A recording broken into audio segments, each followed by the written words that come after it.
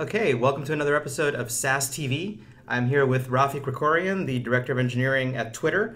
If you use Twitter at all, you've probably seen he tweets as Rafi, so you may already have heard of him.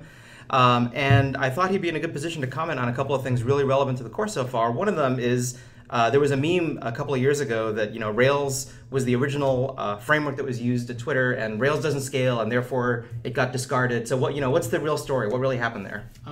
For us, it's a bunch of things. So, and a lot of it is historic in a lot of different ways. So for us, Rails, we find scales really well for smaller teams. So right now, at least, Twitter is a 900-person company. About half of us are software engineers.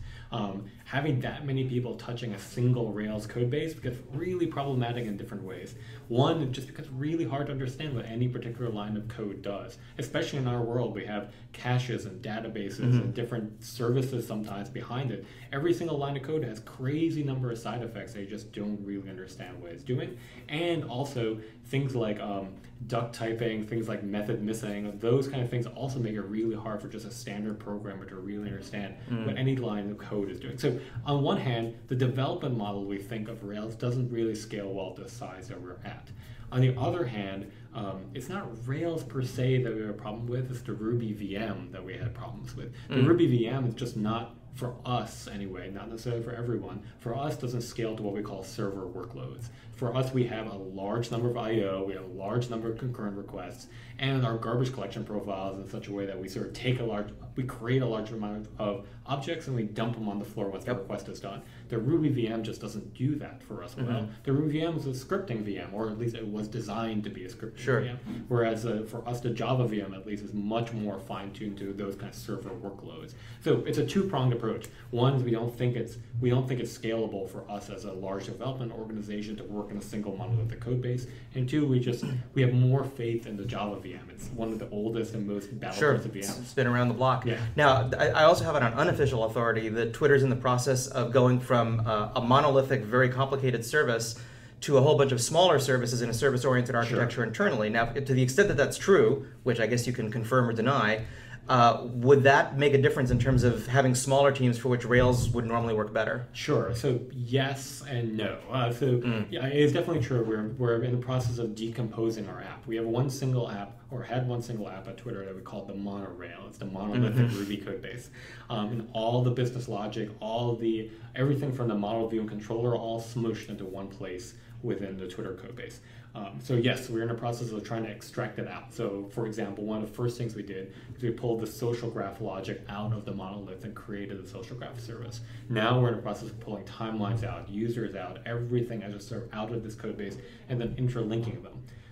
So it would have maybe helped if we thought about that first. If we built the system that way in the beginning, because it sets up clear boundaries of ownership, of operations, of just sort of like designing and architecting the system. Like every single group has a very singular task, and it also sets up correct social dynamics. Like if a piece of code goes wrong, then it's that team's fault. It's not some random developer who may have committed to this piece of code. So presumably this also helps with monitoring and figuring out where the problems are if something goes wrong. 100%. So allowing us to decompose in this way means that if we see slowness in the site, if we can figure out exactly which part is going wrong, then we can fix that we can do a very surgical fix and fix it. So that gets the follow-on question, how do we figure out exactly what went wrong in this large system? So right now, Twitter has tens, if not hundreds, of systems in production at any given time.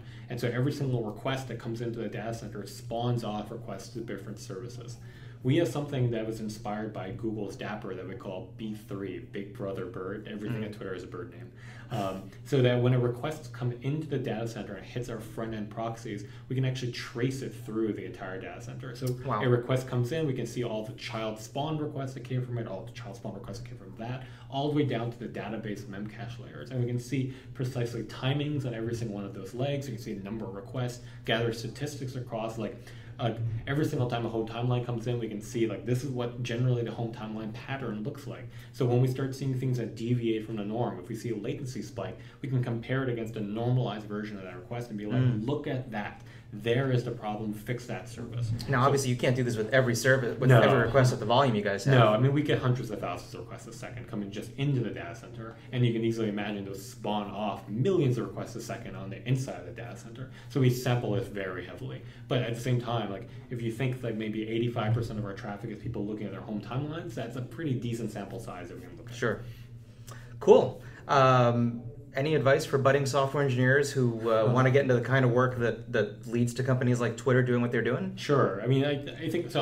I advise many different startups, and I think what I usually say to all of them is when they come to me and say like, "I heard you guys are moving off of Ruby and Rails," I say, "No, you should stay on Ruby and Rails." Like the thing that I think that most people who are trying to start companies or are budding just software engineers is like you need to learn to hack really fast.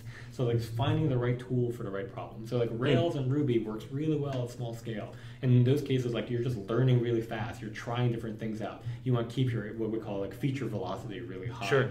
And just be really mindful about it. Like remember that and think more than just one day out. Think a week out. Think a month out. Don't get bogged down in the quagmire of like analysis paralysis of looking 10 years out, but just be mindful of your design. Like object-oriented patterns mean a lot, and those translate really well to services-oriented architecture. So like I was saying before, if we thought about a services-oriented architecture when we started Twitter, we could have probably stayed with Ruby a bit longer. For us, there's efficiency gains and things that only show up at the scale when you're running tens of thousands of computers, hundreds of thousands of computers, that money really comes into play. But on the smaller scale, if we just thought about those type of separations first, we could have done a better job and probably stay on the system a bit longer. So at the risk of putting words in your mouth, anybody who starts in this field, if you're going to be successful over the course of years, you're going to be learning a lot of different tools. 100%. And there's not going to be one language, one framework. You know, every few years you may decide that there's a better tool for the job you're trying to do. Yes, 100%. Like always keep, like especially people who are budding software engineers, always keep your ear to the ground. Like there may always be someone who's doing something slightly different and really interesting. Like Twitter is doing this right now. So we started on Ruby, we moved to Java, or actually we moved to Scala, which runs on JVM, and now we're actually trying Clojure in production, which is Lisp that runs inside of JVM. So we're always keeping our eyes out there. Might always never have the hubris to think that you found the ultimate answer. There might always be something better out there. So it sounds like the ability to pick up new skills and sort of put them into practice quickly is something that would make for a successful developer. It's the responsible hacker mentality, right? The responsible hacker. I love it. Be willing to try anything, but know exactly how you want to think about it and evaluate it. Couldn't have said it better myself. Ladies and gentlemen, Rafik Krikorian from Twitter, thanks very much. And you've been watching SaaS TV.